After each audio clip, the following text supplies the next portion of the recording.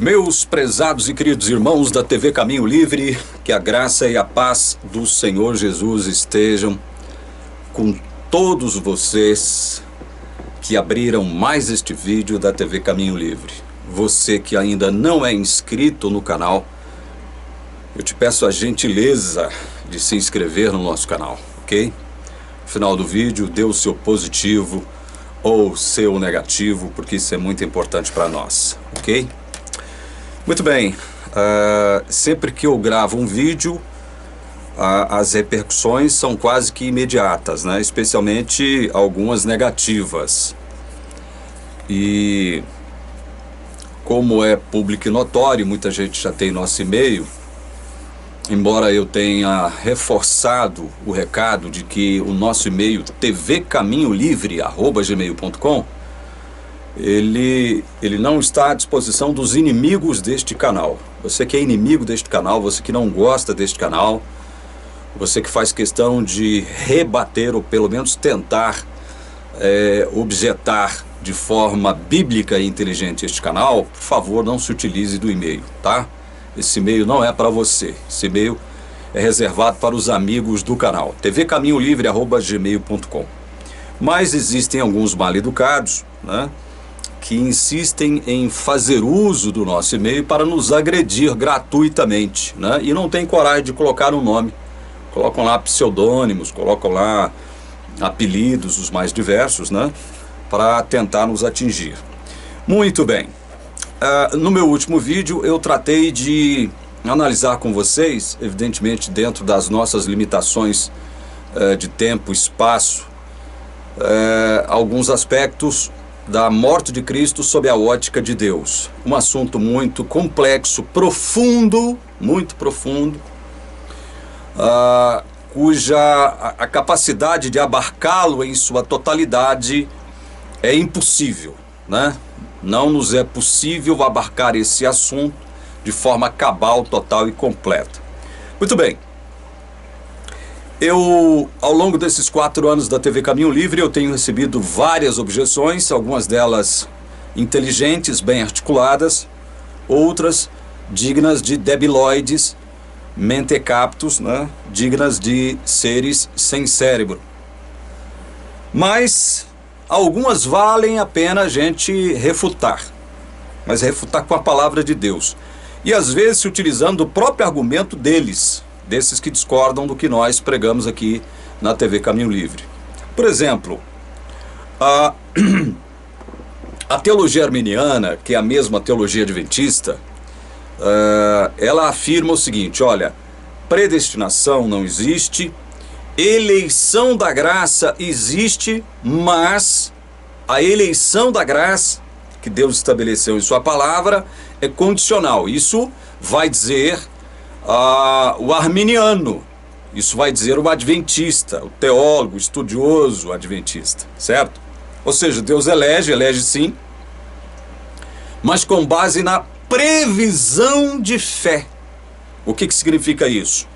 Deus, porque Ele é onisciente, Ele prevê ou previu aqueles que irão aceitar a sua oferta de salvação e, consequentemente, irão crer em Jesus Cristo. Então, esses que Deus previu que crerão, estou procurando uma caneta minha aqui, esses a quem Deus previu que crerão nele, que aceitarão o seu chamado de se salvarem por meio da fé em Cristo, a esses Deus elege. Mas Deus os elege no momento em que eles se convertem, no momento em que eles passam pela a regeneração. Bom, diante disso, cabe nós colocarmos em pauta aqui de novo, mais uma vez, um silogismo que eu criei para começar a combater esse tipo de ideia que é absurdamente ridícula, né? E eu vou mostrar para vocês porque esta ideia é ridícula, né? Os arminianos, a teologia adventista, gosta de taxar a teologia reformada ou calvinista como teologia diabólica, né? Por conta da eleição da graça, da predestinação. Afirmam que não há predestinação e eles gostam de rotulá-la de vários modos.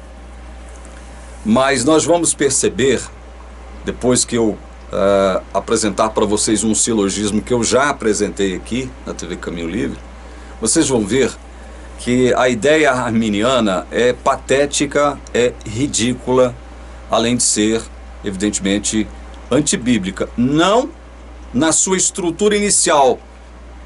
Ela é antibíblica na sua estrutura inicial, mas não nas consequências daquilo que preconiza a teologia arminiana. E vocês vão entender o porquê de eu estar falando o que eu estou falando agora, o porquê de eu estar afirmando o que eu estou afirmando agora, ok? O silogismo é o seguinte, presta atenção. Veja, esse silogismo que eu vou apresentar agora, ele será apresentado com base na crença arminiana, né? Nós também, reformados, cremos no que eu vou, nessa premissa que eu vou apresentar aqui agora. Aliás, nós cremos em todo esse silogismo, mas eu vou apresentá-lo especificamente para o arminiano, porque o arminiano crê na premissa maior desse silogismo que eu vou apresentar aqui agora. Então, é com base nos postulados, nos pressupostos arminianos que eu vou apresentar esse silogismo aqui, ok? Bom, todo arminiano, inclusive todo adventista, vai admitir que Deus é o quê? Deus é onisciente. O que é onisciência? Né? Falando de modo sintético, rápido e objetivo, a onisciência é um atributo divino incomunicável, ou seja, é um atributo que só pertence a Deus, Pai, Filho e Espírito Santo. Esse atributo preconiza o seguinte: Deus, ele tem o conhecimento de todas as coisas, ele tem a ciência de todas as coisas, nada lhe escapa ao conhecimento, nada. Nem aquilo que poderia existir, mas que não existe. Nem isso escapa ao conhecimento de Deus. Deus conhece absolutamente todas as coisas. Ele sabe de todas as coisas, certo? O arminiano, né, a teologia adventista, vai admitir isto que eu acabei de afirmar agora como verdade. Verdade, digamos, axiomática, é algo infalível, inquestionável, irrefutável. O que é algo irrefutável? Que Deus é onisciente. Ele sabe de todas as coisas, certo? Ok, essa é a premissa maior. Deus é onisciente. Vamos para a premissa menor do silogismo.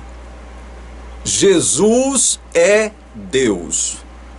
Óbvio que os unitarianos não vão concordar com esta afirmação, né? Mas nós não estamos aqui discutindo trindade. Jesus é Deus.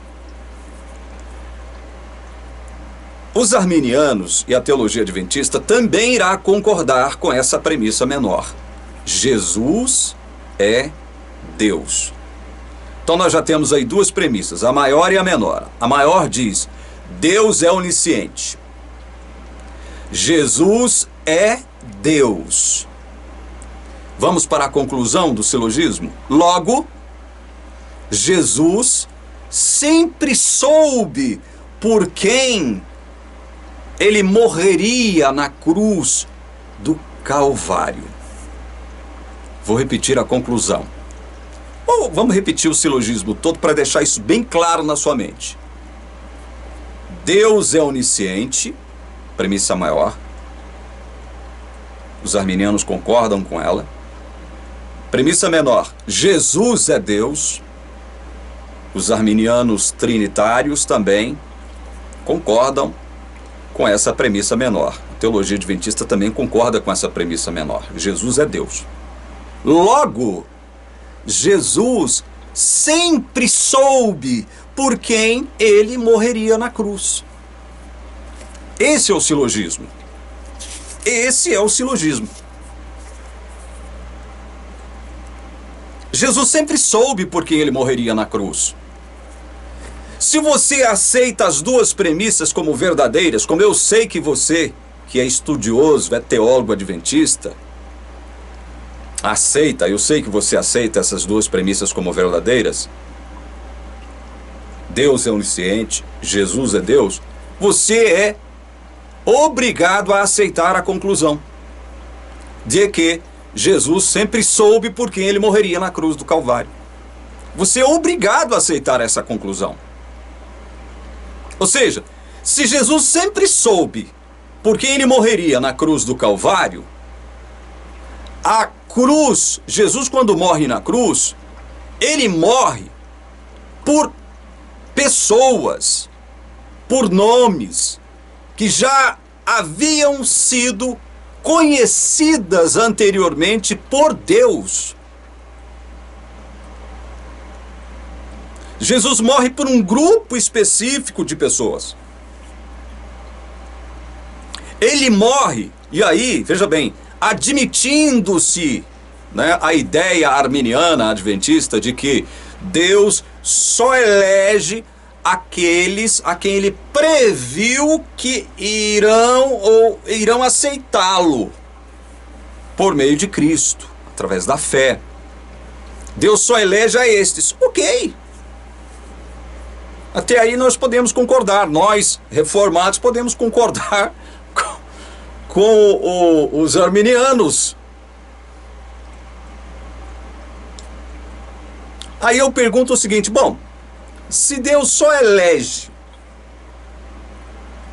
aqueles a quem ele previu que irão aceitar a Cristo e consequentemente serem salvos, ora, aí eu pergunto, como é que estes a quem Deus previu que aceitariam a Cristo e seriam verdadeiramente salvos, e portanto eles foram eleitos por conta disso, como propõe a teologia arminiana, como é que estes a quem Deus previu que aceitarão a Jesus e que Deus os elegeu por conta disso mesmo, como é que eles podem se perder em teologia adventista? Responda a esta pergunta. Eu posso reformulá-la. Se Deus elege apenas e tão somente aqueles a quem ele previu que irão aceitá-lo livremente por meio de Cristo, esses estão, portanto, infalivelmente o quê? Salvos. Salvos. Aí eu pergunto, de que modo então, arminianos, de que modo, teologia adventista, esses a quem Deus só elegeu por ter previsto que creriam em Cristo, de que modo esses poderão se perder? Respondam. Se Deus já previu que eles estão salvos, Deus previu que eles aceitariam a sua oferta de salvação em Cristo e que creriam nesse mesmo Cristo. Deus previu, por isso os elegeu. Como é que estes podem como é que estes podem se perder? Veja que eu estou analisando, até agora, raciocinando, sob a ótica arminiana, porque os arminianos nos acusam de fazer malabarismos, chicanas com a palavra de Deus, de admitir uma interpretação diabólica da palavra de Deus, por conta disso mesmo, construirmos doutrinas diabólicas, né? Eles são pateticamente ridículos, pobres e medíocres em construir as suas doutrinas sem levar em consideração as implicações destas mesmas doutrinas. Ou seja, elas vão desembocar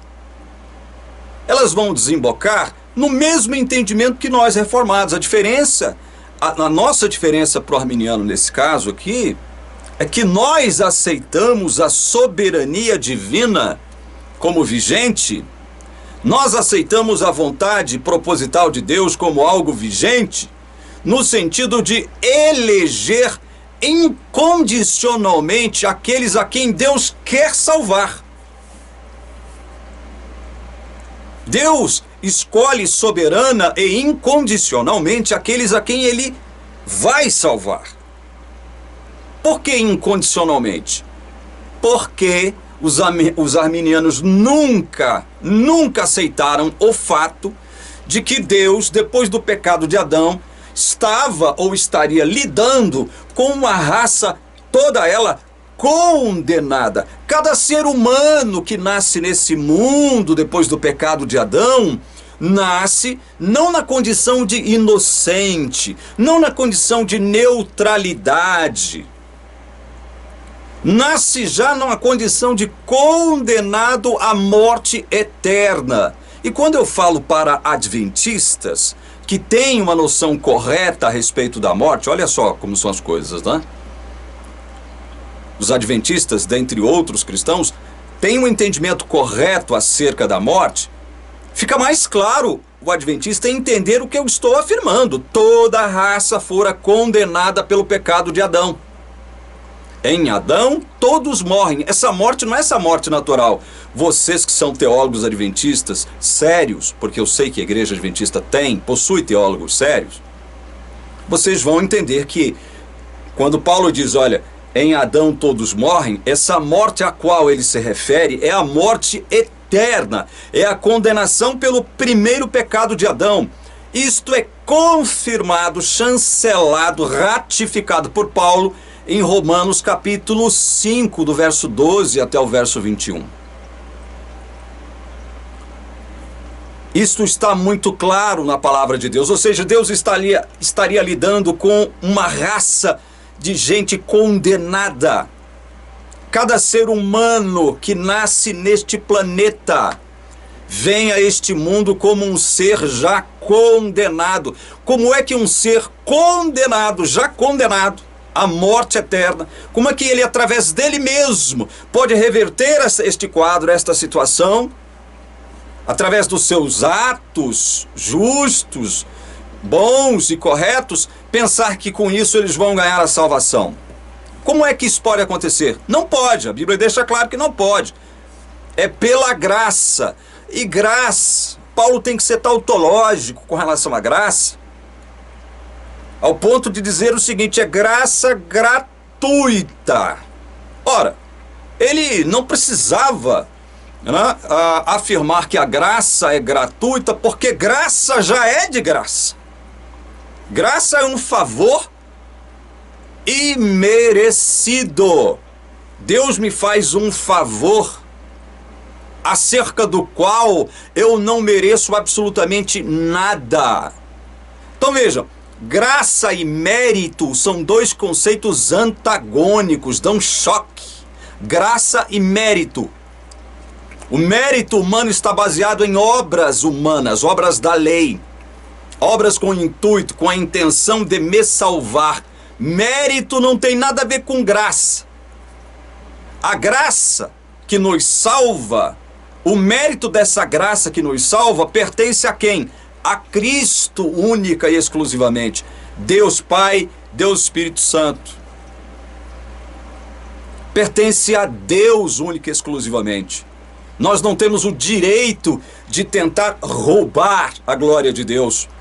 Além do mais, isso não nos será permitido, isso não nos é possível, não é? Mas tem gente que pensa que é possível e vive aí, pensando que através das suas boas ações, dos seus bons atos, das suas obras da lei, poderão adquirir um favor que Deus já concedeu de forma gratuita em Cristo.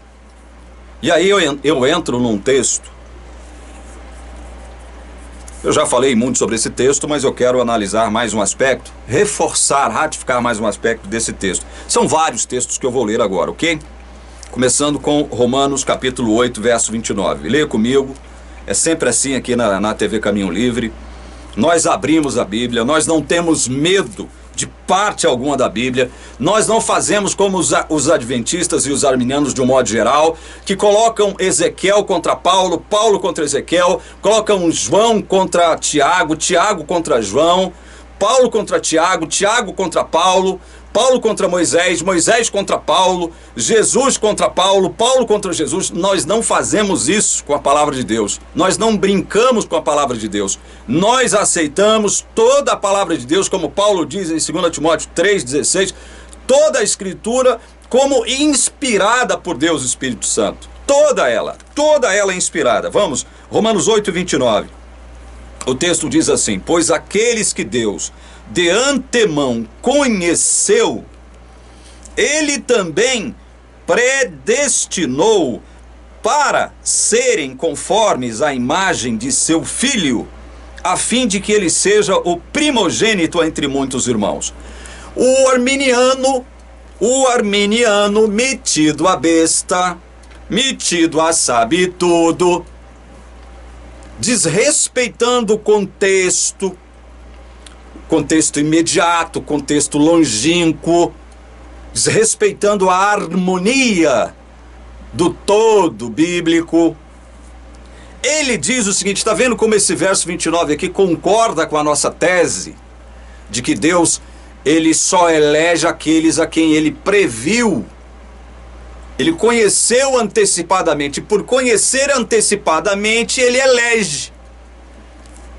Ou seja, ele elege porque ele previu que estes a quem ele conheceu de antemão, por conta da sua livre vontade, creram, resolveram aceitar a Jesus. Então ele vai eleger esses aí. Ele elege porque previu que eles creriam. É o que vai dizer o arminiano, e utilizando esse texto aqui. Ora, vejam só, pois aqueles que Deus de antemão conheceu, ele também predestinou para serem conformes à imagem de seu filho. É isso que o texto está dizendo aqui, ou seja, esse texto está concordando com a ideia arminiana, com o pressuposto arminiano, de que Deus só elegerá aqueles a quem ele previu que iriam aceitar a Cristo. Esse texto concorda com essa estruturação arminiana de uma tese, a tese arminiana da eleição. Esse texto concorda com isso? Esse texto não concorda com isso. Por quê? Porque, veja, na própria base do texto, na própria estrutura do texto, você encontra as razões pelas quais você vai poder objetar essa tese arminiana. Porque o texto está dizendo o seguinte, olha, pois aqueles que Deus de antemão conheceu, ele também predestinou para serem conformes à imagem de seu filho. O texto está dizendo o seguinte, Deus preconheceu de modo salvífico um grupo de pessoas, ele conheceu eficazmente esse grupo de pessoas a quem ele predestinou. O texto não está falando que Deus predestinou ou Deus preconheceu de modo salvífico todo o ser humano da face da terra. Deus conheceu um grupo de pessoas de antemão, ou seja, antes da fundação do mundo, de modo salvífico, de modo pactual, ele conheceu a esses, e os predestinou para serem conformes à imagem de seu filho. Para serem conformes à imagem de seu filho. É diferente do, não, Deus elegeu porque previu que muitos creriam em Jesus. Então Deus elegeu estes, a quem ele previu que aceitariam livremente a Cristo Jesus.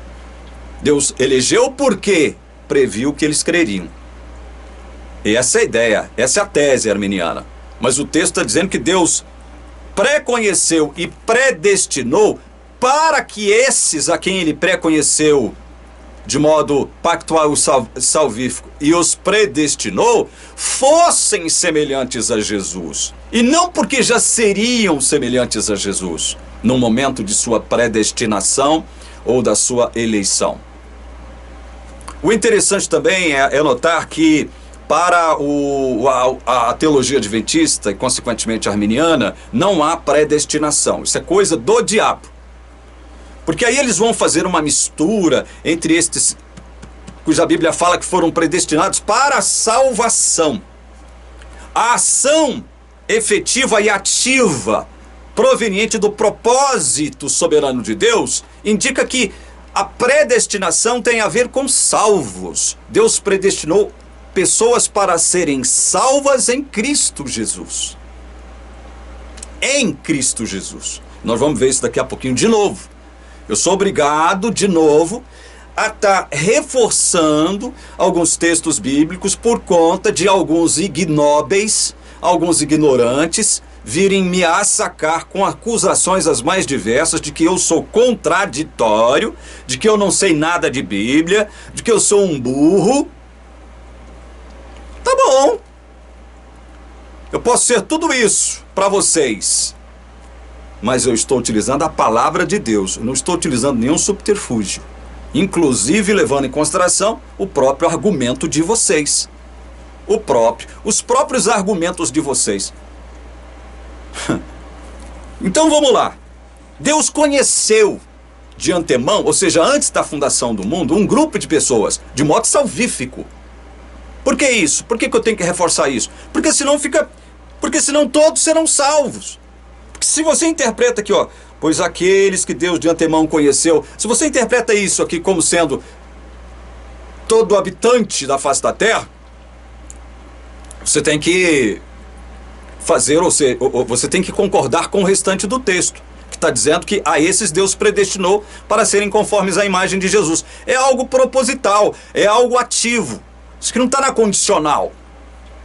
Isso vem do propósito soberano de Deus, que predestina a todos, como nós lemos em Efésios, no último vídeo, segundo o conselho da sua vontade, e não segundo o conselho do livre-arbítrio de cada um. Você pode dançar, rebolar, você pode fazer o que quiser, mas o que a palavra de Deus diz vai no sentido contrário daquilo que você afirma, adventista do sétimo dia. Vai no contrário do que você afirma, arminiano. Com todo respeito eu falo a você isso. Não estou aqui com sarcástico e nem com ironia, tá? Não estou agora falando com sarcasmo nem com ironia. Agora, de vez em quando eu devolvo com sarcasmo e ironia, porque é isso que eu recebo aqui. Sarcasmo, ironia, petulância, soberba, arrogância. E aí vem me acusar de que eu é que me comporto desta forma. Eu que ajo deste jeito, desta maneira. Eu já disse, eu respeito aqueles que me respeitam. Eu não sou santo do ponto de vista comportamental. Eu sou eu tenho a minha personalidade. Não sou melhor do que ninguém do ponto de vista de justiça. Não sou melhor do que ninguém do ponto de vista do mérito humano. Assim como não tem ninguém melhor do que eu. Estamos todos no mesmo nível, tá? Então vamos continuar? João 13, 18. João 13, 18. Vejam só, tudo isso que eu estou falando é para afirmar a conclusão do silogismo que eu apresentei a vocês aqui, meus irmãos. A conclusão do silogismo, não percam ele de vista. Qual é a conclusão do silogismo? Vamos repetir o silogismo? Que foi elaborado com base nos pressupostos arminianos. Deus é onisciente. O arminiano concorda com isso. O adventista também. Jesus é Deus. O arminiano concorda com isso. O adventista também. Logo, Jesus sempre soube por quem ele morreria na cruz do Calvário. Ou vocês vão discordar disso aceitando as duas premissas principais, a menor e a menor. Se vocês recusarem a conclusão desse silogismo, obrigatoriamente vocês têm que recusar uma das premissas apresentadas. O que será o quê? Ridículo, né? Patético da parte de vocês, se vocês tentarem fazer essa idiotice. com a lógica. Com a lógica. Vocês não gostam de jogar no nariz, no nosso nariz, a palavra lógica, como se a lógica pudesse determinar tudo o que Deus faz conosco? Claro que não. Deus tem a sua própria lógica. E nós não conseguimos alcançá-la. Ele diz lá em Isaías 55, se não me engano, os meus pensamentos não são os vossos pensamentos. Os meus pensamentos são mais altos do que os vossos pensamentos. Deus diz isso para nós. Ou seja, olha, vocês raciocinam de um modo muito pobre, de um modo muito medíocre. Vocês não, o raciocínio de vocês não pode ser comparado ao meu raciocínio. Então, Jesus sempre soube por quem ele morreria na cruz do Calvário. Ora, se ele sempre soube por quem ele morreria na cruz do Calvário, a sua salvação se deu de modo efetivo para um grupo de pessoas. Isso é claro, meus irmãos. Isso é claro. Está muito claro. Olha, João 13:18. Não falo a respeito de todos vocês, pois eu conheço aqueles que escolhi. Eu conheço aqueles que escolhi. Alguém poderia objetar dizendo o seguinte: não fuja do contexto, Jesus está falando com os discípulos. Quer dizer então que é só com os discípulos que Jesus tem esse poder? Se você faz esse tipo de argumento, você estará incorrendo em erro, porque você já aceitou a premissa de que Deus é onisciente e de que Jesus é Deus. Logo, Jesus é onisciente. Ele sabe por quem ele morreu. Ele conhece as pessoas. Ele sabe. Conhece. As pessoas não precisam abrir a boca para que Jesus as conheça. As pessoas não precisam se identificar para que Jesus as conheça. O nosso Jesus, o Jesus daquele evangelho lindo e maravilhoso, ele conhece a todos porque ele é Deus, Deus Filho. Ou você vai negar isso, meu irmão? Você vai cair na besteira de negar isso? Leiam comigo João 6,64. Inclusive esse texto que nós vamos ler agora fará parte das minhas objeções ao livro de Ezequiel Gomes, O Maior Discurso Calvinista de Cristo. Um livro aterrador, cheio, mas cheio de erros, cheio de bobagens, cheio de silogismos, os mais fracos que eu já tive a oportunidade de ler na minha vida, cheio de armadilhas exegéticas, cheio de premissas falsas. É impressionante. Mas vamos nos até ao texto. João 6,64 diz assim: mas há descrentes entre vocês. Ora, Jesus sabia desde o princípio quais eram os que não criam e quem iria traí-lo. Alguém pode dizer o seguinte: olha, esse desde o princípio aqui foi desde o princípio do seu ministério, logo após ele ser batizado por João Batista lá no Rio Jordão. Meu amigo, se você cai nessa besteira de dizer que esse princípio só se refere a esse período de tempo, logo após a unção de Jesus ali no seu batismo, preparando-o, separando-o deste modo para o seu ministério terrestre, se você cai nessa besteira de dizer isso, você também tem que recuar ante o fato de que Jesus seja Deus e, consequentemente, onisciente. Você tem que recuar. A palavra princípio aqui, arquê, ela não nos remete somente para o início do ministério terrestre de Cristo. A arquê, ela se aplica a vários momentos da história. O início de todas as coisas lá na criação, o início do ministério de alguém, o início de uma data específica, de uma missão específica, de um fato específico. Ela se adequa, né? Ela tem essas múltiplas... esses múltiplos sentidos. O arquê é uma palavra polissêmica neste aspecto temporal. Múltiplos sentidos, múltiplas aplicações. Se você diz que Jesus, isso se refere só ao início do ministério dele, recue. Recue da sua afirmação. Recue daquilo que você crê acerca de Jesus. Então Jesus não é Deus e Jesus não é onisciente, não é? Mas o que o texto está dizendo? Olha, Jesus sabia desde o princípio quais eram os que não criam e quem iria traí-lo. É óbvio que o texto aqui tem uma referência direta àquele fato relacionado à multiplicação dos pães. Por verem muitos sinais de Cristo, muitas pessoas o buscaram, foram até ele, procuraram Jesus, mas com interesses escusos, não com o verdadeiro interesse de serem salvos, não com o verdadeiro interesse de pertencerem ao Messias Salvador. Não. Muitos foram a Jesus porque pretendiam utilizar ou manipular o seu poder para fazê-lo rei, obrigando-o a tornar-se rei, no sentido de, utilizando o seu poder, os seus poderes divinos, eles se libertassem do jugo romano. Muitos foram procurar a Jesus com esse intuito. E João diz isso, então não vamos ler agora.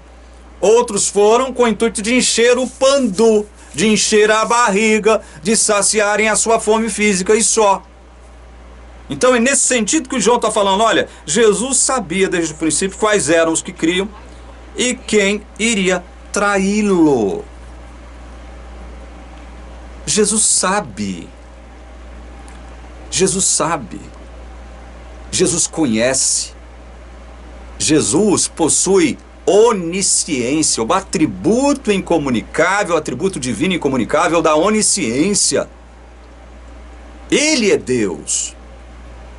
Ora bolas, se ele é Deus e já sabe quem crê e quem não crê, inclusive no contexto aqui, quem iria traí-lo, ele não saberia por quem ele estaria morrendo na cruz do Calvário? Não saberia? Meu irmão, pense bem antes de responder a você mesmo essa pergunta que eu estou te fazendo. Vamos a outro texto. 2 Timóteo 2,19. Nossa, já falei tanto, já citei tanto esse texto aqui. 2 Timóteo, capítulo 2, verso 19. Entretanto, o firme fundamento de Deus permanece tendo este selo. O firme fundamento de Deus permanece tendo este selo. Que selo? Que selo? Seria o sábado? O selo ao qual Paulo se refere aqui? Não. Qual é o selo? O fato irrefutável, inequívoco, inquestionável, inexorável, de que o Senhor conhece os que lhe pertencem. Deus conhece, meu irmão. Deus sabe de quem se trata, ou de quem se tratam todos estes que nele creem verdadeiramente, porque o texto está dizendo, veja bem, que Deus conhece aqueles que verdadeiramente lhe pertencem. O verdadeiramente não está no texto. Ele é assumido por conta, evidentemente, da lógica do texto. Deus conhece aqueles que verdadeiramente pertencem a Ele. É propriedade de Deus, de Jesus, do Espírito Santo, e ninguém tasca. Porque Ele viu primeiro. Estou evidentemente parafraseando um dito popular. Certo? Vamos a outro texto. Efésios, capítulo 1. Efésios, capítulo 1.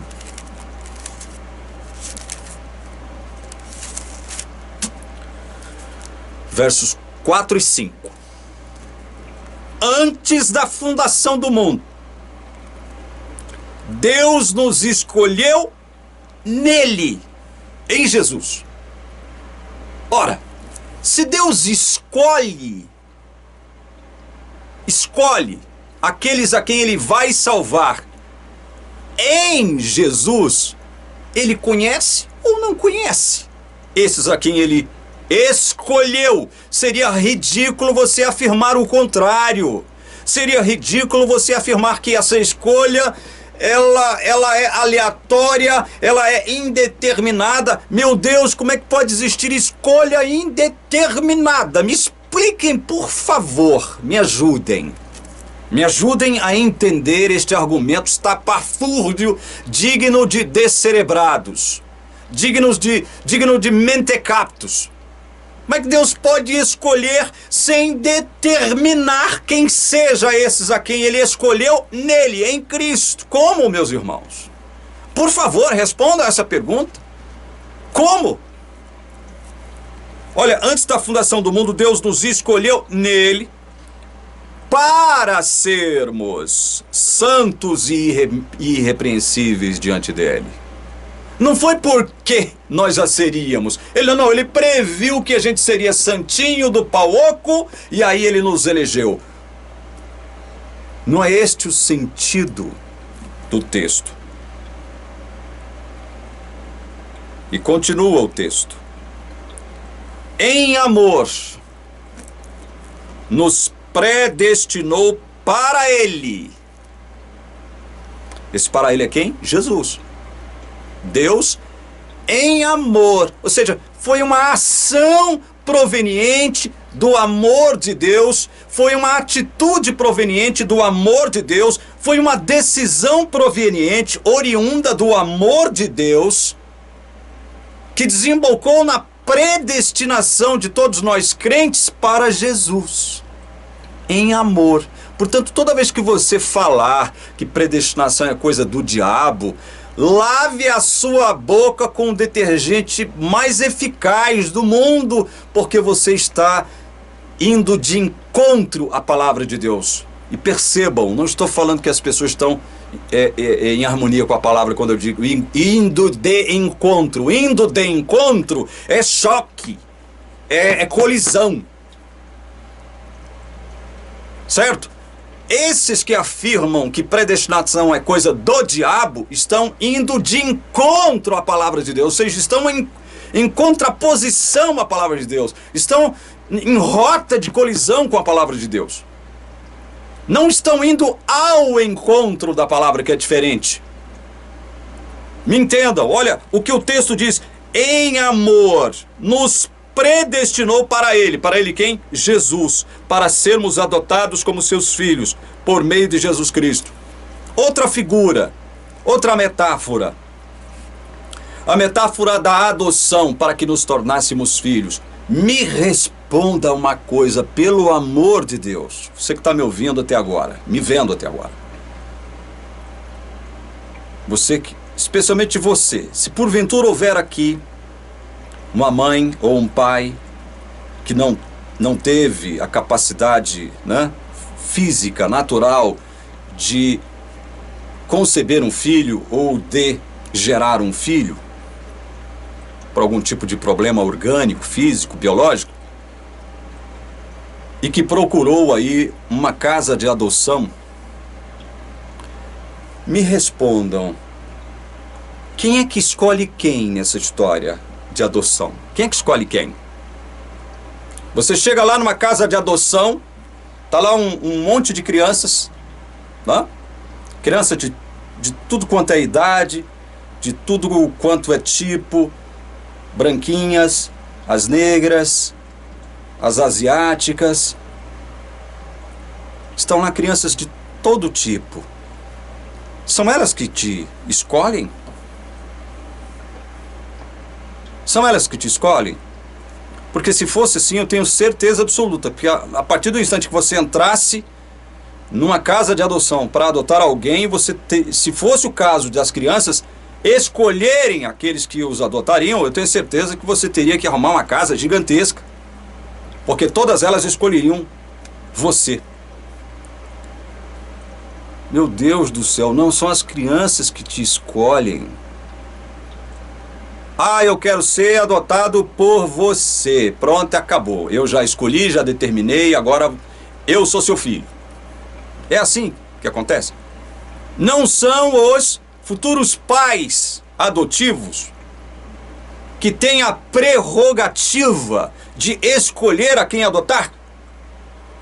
É ou não é? Pois Paulo está colocando a metáfora, introduzindo a metáfora da adoção, para deixar bem claro uma coisa: olha, nós somos filhos de Deus, não foi porque você escolheu Deus primeiro, mas foi porque Deus te escolheu antes da fundação do mundo. Pelo amor de Deus, gente, pelo amor de Deus, é a palavra que é muito clara, transparente aqui afirmando isso. Não foi vocês que escolheram Deus, foi Deus que escolheu vocês, conforme o conselho da sua vontade. Será possível que o arminiano ainda insiste em errar depois de textos tão claros como esses? Se Deus nos escolheu nele, ou seja, em Cristo, tinha que ser por meio de Cristo, porque Deus estava lidando com a raça condenada. Deus lidaria com a raça condenada. É óbvio que tinha que ser por meio de Cristo.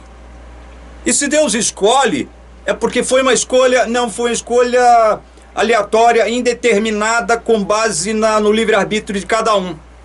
É isso que o texto está dizendo. É isso. A metáfora da adoção aqui, ela é inserida, introduzida aqui no contexto, justamente para afirmar o fato de que a escolha provém de Deus. Não há como errar aqui, meus irmãos. Não há como errar. Erra sim quem quer. Quem faz questão de errar simplesmente por defender doutrinas absurdas, como é o caso da igreja da teologia adventista e dos arminianos de um modo geral, que defendem uma ideia estapafúrdia ao afirmarem que predestinação é do diabo e de que eleição é com base na previsão de fé. Só que eles não pesam nem as consequências daquilo que eles professam e postulam, né? Porque as consequências, as implicações daquilo que eles postulam vão desembocar no mesmo resultado daquilo no qual crê ou creem os reformados. Vamos adiante, tem mais texto para ler. Agora eu quero mostrar para vocês uma lógica diante desse texto de Efésios. Vou mostrar para vocês um fato lógico que acaba descrevendo uma dinâmica relacional entre Deus e Jesus e os salvos, tá? É uma dinâmica relacional entre Deus Pai, Deus Filho e os salvos. João 3,16, que é um dos versículos mais conhecidos da Bíblia, nos diz o seguinte: porque Deus amou o mundo, cosmon é a palavra grega aqui para mundo, de tal maneira que deu o seu Filho unigênito. Veja, Deus amou o cosmon, o mundo, de tal maneira que deu. Vejam, esse dar de Deus aqui não é dar, um dar de qualquer modo e para qualquer propósito, não. Erra quem afirma isso. Deus deu. Deus amou o mundo, o cosmon, de tal maneira que deu o seu Filho. Deu o seu Filho. Esse dar o Filho aqui é de modo salvífico. É de modo pactual. Ele dá o Filho, evidentemente, tendo em mente o quê, meus irmãos? Tendo em mente o quê? Você viu que em Efésios, Paulo deixa claro o seguinte: olha, Deus nos escolheu nele. Deus nos escolheu nele. Ou seja, todos os crentes, nós que somos crentes hoje, verdadeiramente crentes, nós fomos eleitos, escolhidos por Deus em Jesus. Então, para quem é que Deus dá efetiva, eficazmente o seu Filho? É para toda criatura da face da terra? É para toda criatura do mundo? É claro que não. Por que não? Porque o texto está dizendo o seguinte: porque Deus amou o mundo de tal maneira que deu seu Filho unigênito, para que todo aquele, ou todo o que nele crê, não pereça, mas tenha vida eterna. Ou seja, é para todo o que crê. O arminiano, evidentemente, ele se interpõe aqui, ele gosta de fazer uma intervenção nesse caso aqui, e dizer o seguinte: está vendo? O crer é livre. O crer é a contraposição humana, no sentido de cooperar com Deus para a sua própria salvação. O crer é o fator mais evidente de que há sinergia na questão da salvação. Inclusive, o Ezequiel Gomes admite isso em todo o seu livro. De capa a capa, ele vai admitindo e vai tratando de manipular a palavra de Deus no sentido de fazer com que ela concorde com o fato inexistente na Bíblia de que a salvação ela depende tanto de Deus quanto do homem. Ou seja, é uma relação sinergística.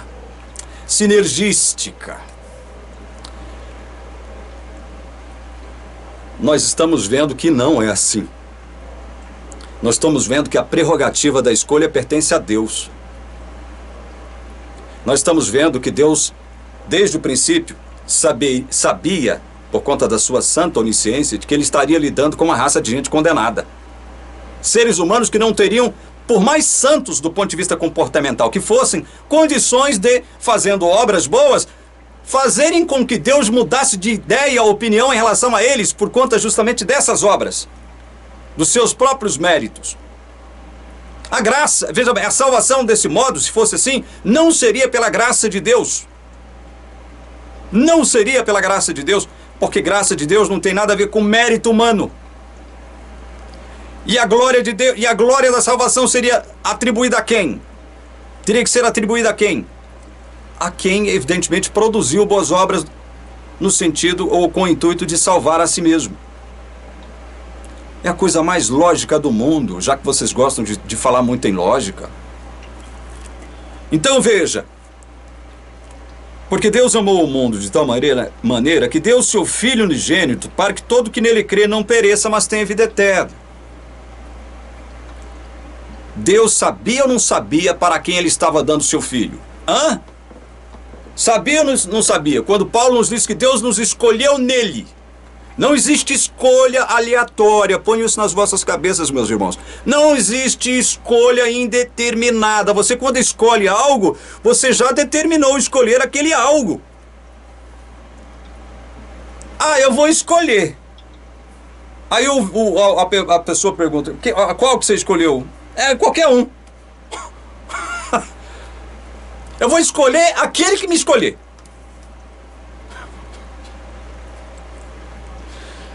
Você chega na casa de adoção e diz... Aí o responsável pela casa de adoção diz a você o seguinte: olha aí, essas são as crianças que estão disponíveis para adoção.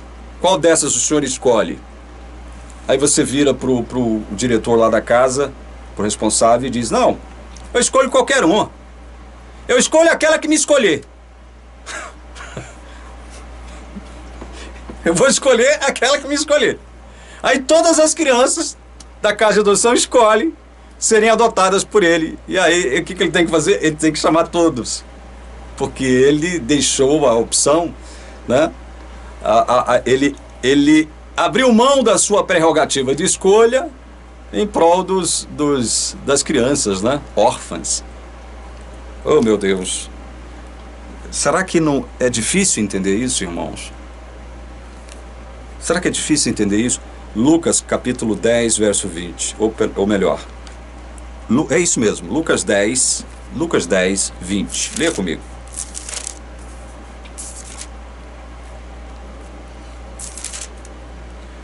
O texto diz assim: no entanto, alegrem-se, porque os espíritos...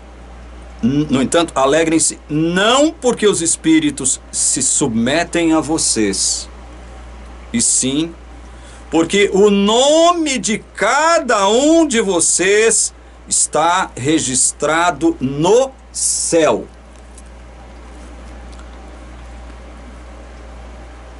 O arminiano vê problema aqui. Ele vê problema para nós, reformados. Ele escarafuncha a Bíblia para encontrar problemas para a nossa interpretação, né? Para o nosso entendimento. O que vai dizer o arminiano diante desse texto aqui? Olha, se Jesus estava falando para aquele grupo de cerca de 70 discípulos que o seguiam de forma mais próxima, se Jesus estava comunicando para todos eles, dizendo, afirmando, como ele afirma aqui, porque o nome de cada um de vocês está registrado no céu, você vai ter que admitir que há como perder a salvação, porque Dentre esses aqui estava um a quem Jesus chamou de diabo, filho da perdição, e que vocês, calvinistas reformados, afirmam que nunca foi salvo. Isso vai dizer o arminiano para nós. Judas estava aqui incluído. Então o nome de Judas estava lá no céu, no livro da vida. Gente, você presumir aquilo que um contexto, ou aquilo que toda a Bíblia, de forma harmônica, concebe, preconiza e permite que se faça implicações, é uma coisa. Agora, você fazer afirmações que não constam no texto e dizendo o seguinte: não, isso está implícito aqui no texto. Isso está implícito. Ora, se está implícito no texto de que o nome de Judas estava no livro da vida, e evidentemente todos sabem que Judas não foi salvo. Obviamente vocês vão admitir o seguinte: olha, então o nome de Judas constava do livro da vida. E no entanto, o nome de Judas foi apagado, porque ele perdeu a salvação, todos sabem disso. É fácil nós analisarmos a história concernente a Judas, porque nós conhecemos o final dela, né?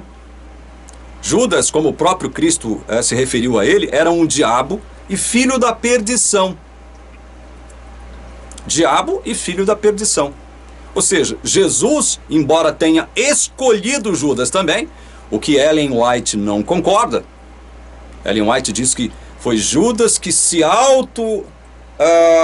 devotou, que se entregou, que se autoproclamou o discípulo de Jesus, ou seja, que foi a Jesus por ele mesmo, foi ele que se ofereceu para ser discípulo de Jesus. Não é isso que a Bíblia diz. Ellen White está errada de novo, só para variar. Ellen White está equivocada de novo. Mas voltemos ao caso aqui. Nós podemos assumir isso, de que o nome de Judas estava aqui implícito, já que Jesus estava falando por um grupo de cerca de 70 pessoas, de discípulos, fizeram curas, milagres, enfim, sinais. Nós podemos dizer isso? Jesus estava afirmando indistintamente, ou seja, sem exceção para todos. É óbvio que não. Nós não temos condição de fazer essa assunção, de admitir isto. Por que não? Porque se você admitir isso, você irá contradizer o próprio Cristo e contradizer o próprio João. E nós vamos ver isso agora. Leiam comigo agora Hebreus 12, 23. Hebreus 12, 23.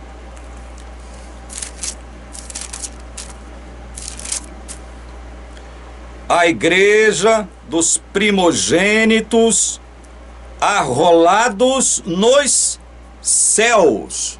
Paremos por aqui, que é o que interessa, o foco do nosso assunto está aqui, nessa afirmação. A igreja dos primogênitos arrolados, ou inscritos, ou escritos, ou registrados, onde? Nos céus. Em Lucas 10, 20, no entanto, alegrem-se, não porque os espíritos se submetem a vocês, e sim porque o nome de cada um de vocês está registrado no céu. A mesma ideia que Jesus quis passar para os discípulos ali em Lucas, é a mesma ideia que o escritor da carta aos Hebreus quis passar para os seus leitores hebreus aqui. Igreja dos primogênitos arrolados, ou inscritos, ou registrados, ou escritos no céu. Os nomes, veja só, os nomes de todos aqueles a quem Deus escolheu em Jesus estão registrados nos céus. Não há como Deus fazer uma escolha de modo indeterminado. Ah, não, eu vou escolher aquele que me escolher. Até porque Deus sabia que isso era impossível. O ser humano é em pecado, o ser humano na condição natural não tem como crer. Nós vamos dizer isso. Nós já estamos vendo isso há muito tempo aqui na TV Caminho Livre, mas vamos continuar vendo. E quando eu estiver fazendo objeção ao livro de Ezequiel, nós vamos tratar de modo muito amplo e profundo a esse respeito também. Então não há como você assumir que Jesus estava falando para todo aquele grupo, para cada pessoa daquele grupo, composto mais ou menos por 70 pessoas, de que o nome de cada um deles, sem exceção, já estava escrito nos céus. O que Jesus quis dizer é que os verdadeiros crentes já tinham seus nomes registrados nos céus.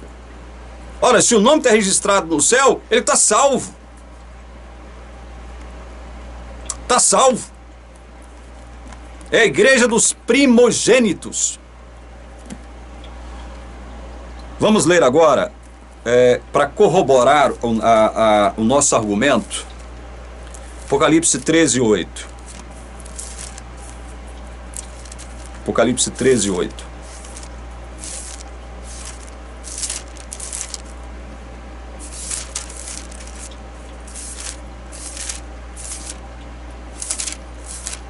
E ao pedir a vocês que leiam esse texto, estou me lembrando aqui de um aspecto, de um assunto que eu já tratei com vocês no vídeo das 7 perguntas, que eu considerei o vídeo mais importante que eu já gravei aqui na TV Caminho Livre. Se você não assistiu esse vídeo ainda, reserve um tempo depois, outro dia, para assistir esse vídeo. As 7 perguntas, que eu considero ter sido o vídeo mais importante que eu já gravei aqui na TV Caminho Livre, tá? As 7 perguntas. Então, quando eu leio esse texto, eu me lembro de um aspecto que foi por mim tratado neste vídeo, né? Colocando em xeque-mate a teologia adventista, especialmente a profetisa dos adventistas, Ellen White, no sentido de dizer que aqueles que tiverem seus nomes analisados ali agora, porque eles admitem um juiz investigativo, analisados e rejeitados no juiz investigativo, terão seus nomes apagados do livro da vida. Isso significa dizer o quê? Significa dizer o quê?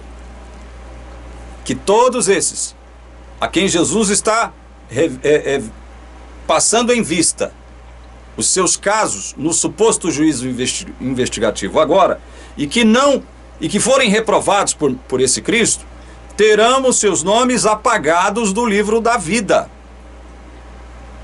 Aí eu venho para a Bíblia e leio o Apocalipse 13, 8. Porque esse é o argumento arminiano com relação a Lucas 10, 20. Não, olha, tá vendo? O Judas estava aqui incluído no grupo de 70, realmente estava. Então Jesus está afirmando, sem exceção, que o nome de todos esses já estava escrito no céu. Como nós sabemos que Judas se perdeu, Deus, o próprio Cristo, deve ter apagado o nome de Judas do livro da vida. Foi isso que aconteceu, porque ele se perdeu. Ora, não é isso que a Bíblia fala. Não é isso que a Bíblia fala. E escutem isso. Esses 2 próximos textos que eu vou ler. Apocalipse 13, verso 8. E ela será adorada por todos os que habitam sobre a terra, aqueles que desde a fundação do mundo... Olha isso aqui. Aqueles que desde a fundação do mundo não tiveram os seus nomes escritos no livro da vida do Cordeiro que foi morto. É uma afirmação concernente à besta, que surgirá agora nos últimos dias. Quem é que vai adorar a besta? João responde: todos os habitantes da terra que não tiveram os seus nomes inscritos no livro da vida. Então quer dizer que haverá uma outra classe de ímpios que já teve o seu, segundo a Igreja Adventista, que já teve o seu nome escrito no livro da vida, porém foi apagado por conta das suas obras. Ele foi reprovado por Cristo no suposto juízo investigativo, teve o seu nomezinho apagado do livro da vida, porque é isso que diz Ellen White.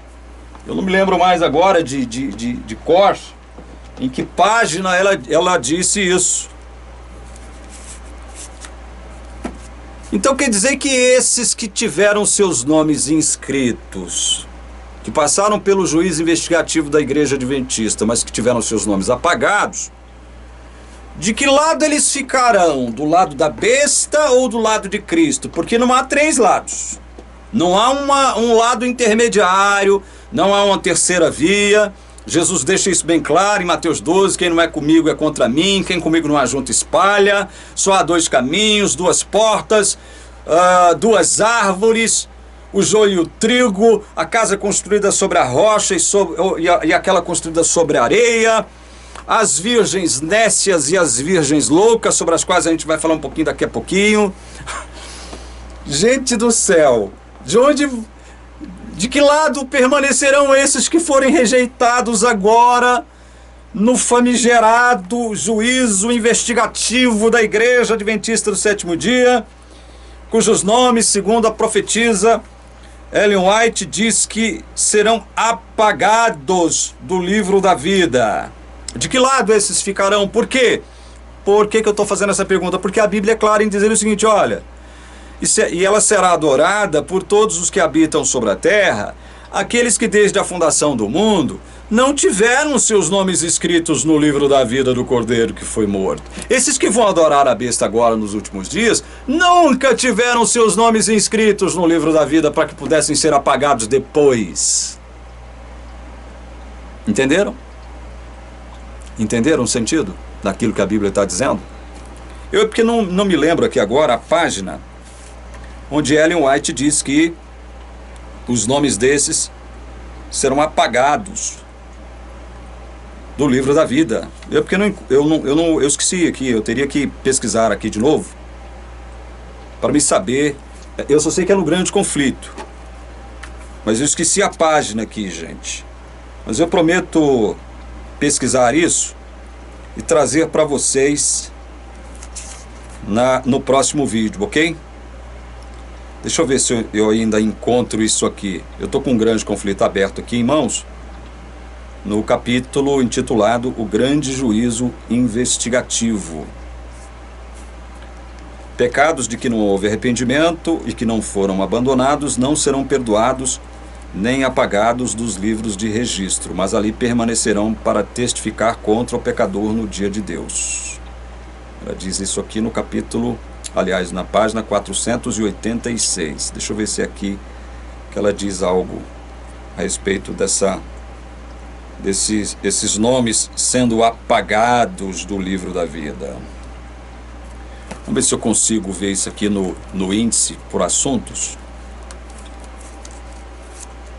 Isso me ocorreu agora e era importante eu ler isso aqui para vocês perceberem o tamanho da incongruência. Acho que eu achei aqui, gente. Acho que eu achei, ó. 483 é a página. Vamos lá, eu vou ler aqui. Ao abrirem-se os livros, página 483. Ao abrirem-se os livros de registro no juízo, é passada em revista perante Deus a vida de todos os que creram em Jesus. Começando pelos que primeiro viveram na terra, nossa advogada apresenta os casos de cada geração sucessiva, finalizando com os vivos. Todo nome é mencionado, cada caso minuciosamente investigado. Aceitam-se nomes e rejeitam-se nomes. Quando alguém tem pecados que permaneçam nos livros de registro para os quais não houve arrependimento nem perdão, seu nome será omitido do livro da vida. Achei. É isso aqui. Então agora no juízo investigativo, segundo a profetisa Ellen White, os nomes desses que serão reprovados por Jesus terão os seus nomes, respectivos nomes, o quê? Omitidos, apagados do livro da vida. Certo? Ou seja, os nomes desses um dia estiveram no livro da vida, no entanto, por terem sido reprovados no suposto juízo investigativo adventista, seus nomes foram apagados de lá. Agora, eu pergunto, de que lado esses ficarão? Por que eu estou perguntando de que lado eles ficarão? Porque só haverá dois lados, os adoradores da besta e os adoradores do verdadeiro Deus. Não haverá uma terceira via, uma terceira multidão. Por que eu estou falando isso? Porque, olha, vou ler de novo. E ela será adorada, ela besta, será adorada por todos os que habitam sobre a terra, aqueles que desde a fundação do mundo não tiveram os seus nomes escritos no livro da vida do Cordeiro que foi morto. Ou seja, esses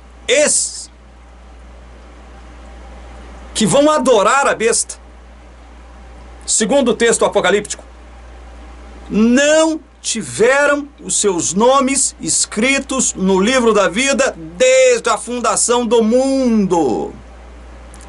Seus nomes nunca estiveram lá para que pudessem ser, como diz Ellen White, apagados um dia. Por isso que eu estou perguntando, esses a quem Ellen White se refere no livro Grande Conflito, página 483, que foram reprovados por Cristo, ou que serão reprovados por Cristo e terão seus nomes apagados do livro da vida, de que lado eles permanecerão? Porque são ímpios, são pessoas perdidas. De que lado eles estarão? Se eles nunca tiveram seus nomes no livro da vida, para serem apagados depois, vão estar do lado de Deus? Com certeza não. Estão perdidos, são ímpios, foram condenados. Vão estar do lado da besta? Também não, porque a Bíblia diz que só vai estar do lado da besta aqueles que nunca tiveram seus nomes escritos no livro da vida. Ou seja, está determinado ou não está determinado? Deus conhece aqueles que realmente lhe pertencem e os que não? E aí? Ou isso é uma arrogância da nossa parte, de nós reformados, admitir isso? Olha, isso é reforçado pelo apóstolo João em capítulo 17 do Apocalipse, verso 8. Segunda parte do verso 8, ele diz o seguinte, olha: e aqueles que habitam sobre a terra, cujos nomes não foram escritos no livro da vida desde a fundação do mundo, se admirarão vendo a besta que era e não é, mas tornará a aparecer. Essa é uma admiração cultual, não é uma admiração que preconiza apenas surpresa, espanto. Não, é uma admiração cultural. Estarão seguindo a besta, estarão com os seus corações abertos para adorarem a besta. Não haverá nenhum empecilho entre essas pessoas e a besta. Por quê? Porque elas nunca tiveram seus nomes inscritos no livro da vida do Cordeiro desde a fundação do mundo. Olha, lá no começo de tudo,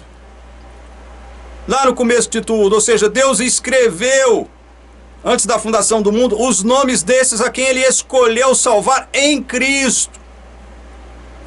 É uma escolha, na escolha há determinação, há propósito, há vontade, gente. Não confunda uma coisa com outra. O texto é muito claro. Onde estarão esses que tiveram seus nomes escritos no livro da vida, segundo Ellen White? Foram reprovados no juízo investigativo? Seus nomes foram apagados. De que lado estarão esses? Respondam para mim, meus irmãos queridos da Igreja Adventista. Eu agora faço um apelo a vocês, pelo amor de Deus, pelo amor que vocês têm a Cristo. Percebam que o que a palavra diz não é o que a igreja, e muito menos Ellen White, diz a esse respeito, acerca desse assunto. A Igreja Adventista, a teologia adventista navega numa direção contrária àquela que a Bíblia navega.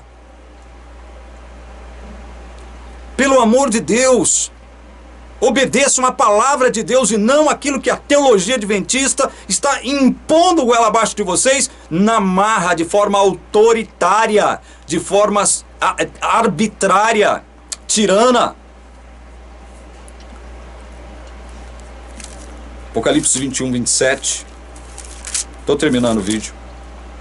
Apocalipse 21, 27. Nela não entrará nada que seja impuro, nem o que pratica abominação e mentira, mas somente os inscritos no livro da vida do Cordeiro. Vocês veem que o papel do livro da vida do Cordeiro é muito importante. É de muitíssima importância. Muitíssima importância.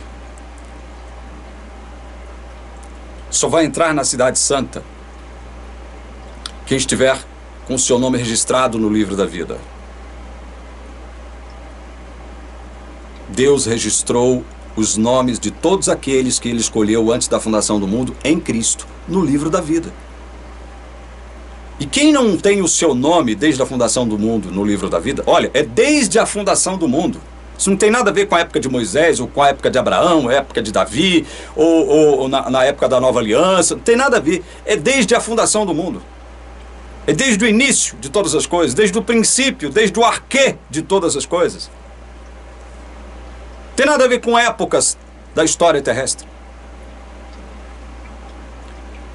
E Deus promete uma coisa, em Apocalipse 3:5, nós não vamos ler agora. Olha, ao vencedor, de modo nenhum apagarei seu nome do livro da vida. Ou seja, quando tudo tiver terminado, o vencedor só é declarado vencedor quando a luta acaba, quando a guerra termina, quando a história termina. Ao vencedor, eu prometo que o seu nome nunca será apagado do livro da vida.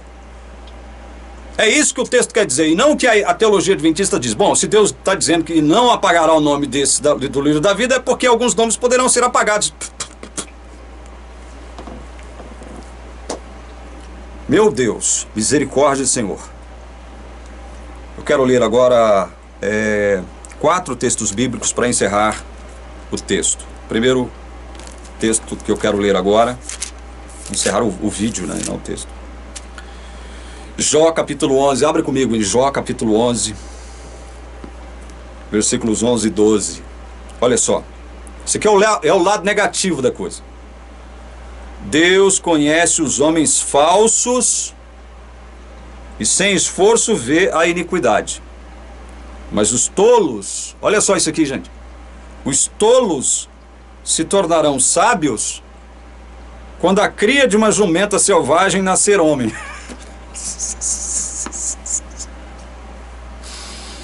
Não sou eu que estou sendo irônico. É Zofar, um dos amigos de Jó, e que escreve uma verdade. Deus conhece os homens falsos. Mas é claro que Deus conhece, só que esse conhecimento aqui não é o conhecimento salvífico. Porque senão Deus teria que salvar inclusive os falsos. Aqueles que dizem ser uma coisa que não são. E aí, para arrematar essa ideia, ele diz: mas os tolos se tornarão sábios quando a cria de uma jumenta selvagem nascer homem. Meu Deus do céu. Ai, Jesus, Senhor. Misericórdia. Vamos para Mateus capítulo 7. Mateus capítulo 7. Olha só. 21, os versos 21 a 23. Nem todo que me diz Senhor, Senhor, entrará no reino dos céus, mas aquele que faz a vontade de meu Pai que está nos céus. Muitos naquele dia vão me dizer: Senhor, Senhor, nós não profetizamos em seu nome? E em seu nome não expulsamos demônios? E em seu nome não fizemos muitos milagres? Então lhes direi claramente: eu nunca conheci vocês. Afastem-se de mim, vocês que praticam o mal. Jesus está falando com um grupo de pessoas pseudo-cristãs. Eram falsos crentes. Fizeram milagres em nome de Jesus. Tudo que fizeram de bom foi em nome de Jesus. E quando se aproximam de Jesus, Jesus lhes diz claramente: eu nunca conheci vocês. Nunca conheci vocês. Ora, é óbvio que Jesus está falando de um conhecimento pactual, salvífico, porque ele, como Deus, conhece todas as pessoas. Como o texto de Jó diz, Deus conhece o falso. Deus conhece o homem ímpio. Mas este conhecimento ao qual o Senhor se refere aqui é o conhecimento salvífico. Olha, eu nunca conheci vocês. Vocês são estranhos para mim. Estão entendendo isso que Jesus está falando? Mateus 25, abram comigo aí em Mateus capítulo 25. Mateus capítulo 25, versos 11 e 12. Mais tarde chegaram as virgens imprudentes, dizendo: Senhor, Senhor, abra-nos a porta para nós. Mas o noivo respondeu: em verdade lhes digo que não as conheço. Eu não conheço vocês, virgens, imprudentes, nécias. Vocês carregavam as vossas lamparinas, mas nunca tinham óleo suficiente nessas lamparinas. O óleo é o que, meus irmãos? É um tipo do que mesmo, ou de quem mesmo? Senão do Deus Espírito Santo, cuja obra é justamente essa de convencer do pecado, da justiça e do juízo. O Espírito Santo não habitava com essas virgens nécias e imprudentes. Tanto é verdade que Jesus é obrigado a lhes dizer algo terrível e espantoso: eu não conheço vocês. Quem são vocês mesmo?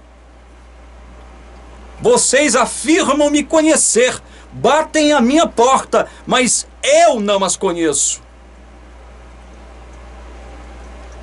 É óbvio que Jesus também, de modo parabólico, tipológico, metafórico, está tratando de um conhecimento salvífico, pactual. Vocês sabem disso. Não é preciso muito longe para entender isso. Mais um texto de Lucas, capítulo 13, versículos 25 e 27. Lucas, capítulo 13, de 25 a 27, o texto diz assim: quando o dono da casa se tiver levantado e fechado a porta, e vocês do lado de fora começarem a bater dizendo: Senhor, abra a porta para nós, ele responderá: não sei de onde vocês são. Então vocês dirão: comíamos e bebíamos com o Senhor. Além disso, o Senhor ensinava em nossas ruas.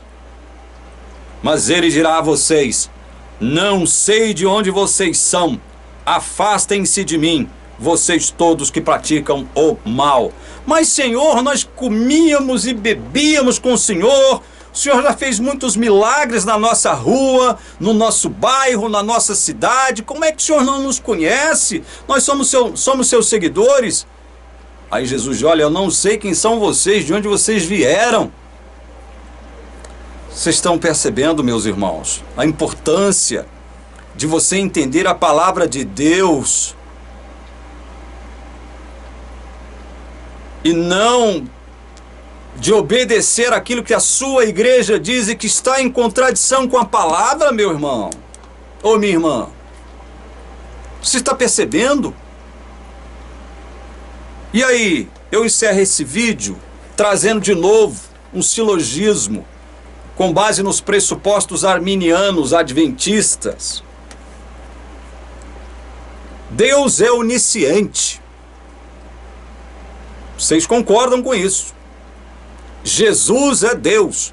Vocês também concordam com isso. Logo, Jesus sempre soube por quem ele morreria naquela cruz do Calvário. É ou não é? Isto é fato ou não é fato? Se você deixar de admitir qualquer uma dessas afirmações, que são 3, 2 premissas e uma conclusão, você vai estar explodindo a palavra de Deus. Pense nisso, meu irmão. Eu faço um apelo a você agora, especialmente você que é adventista do 7º dia, está me assistindo até agora com muita raiva de mim. Tira esse ódio do seu coração, tira essa raiva do seu coração, meu irmão. Eu não estou aqui agora pedindo para você deixar a igreja adventista, não. Se você é feliz lá dentro, fique lá dentro. Se você acha que não deve sair, não saia. Se você acha que deve continuar lá, continue. Mas continue sabendo qual é a verdade, meu irmão. A verdade não é o que a igreja adventista prega sobre o evangelho, sobre salvação. É diferente. O que a igreja adventista prega sobre salvação é diferente, meu irmão. Pelo amor de Deus, por amor que você tem a Jesus, escute a palavra de Deus e não o que a teologia diz. A teologia adventista diz a respeito de evangelho e de salvação, meu irmão. Pelo amor de Deus. Mude a sua vida interior com a convicção santa, produzida pela palavra de Deus, que você que crê verdadeiramente em Jesus, já é uma pessoa salva. Você só crê em Jesus porque Deus te escolheu antes da fundação do mundo em Jesus, anotando o seu nomezinho, escrevendo seu nomezinho lá no livro da vida antes da fundação do mundo. Isso é maravilhoso. Isso é graça pura. Que Deus te abençoe. Em nome de Jesus.